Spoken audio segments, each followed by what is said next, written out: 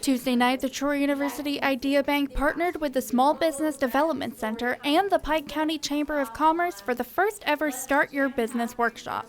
This workshop provided those interested in starting their own businesses access to resources in Pike County. The SBDC will do a presentation that takes you through the steps to starting your business here locally, and then we've also added vendor tables which feature various businesses in town that serve small business owners. Juliana Bolivar with the SBDC gave a presentation on the steps of starting a small business and what to do before registering a small business. So we'll go throughout the different stages of compliance, planning, and registration in general, making sure that new businesses understand how to stay in compliance, register their business, and actually formalize their activities. One key area Bolivar discussed was making sure you have a business rather than just a hobby.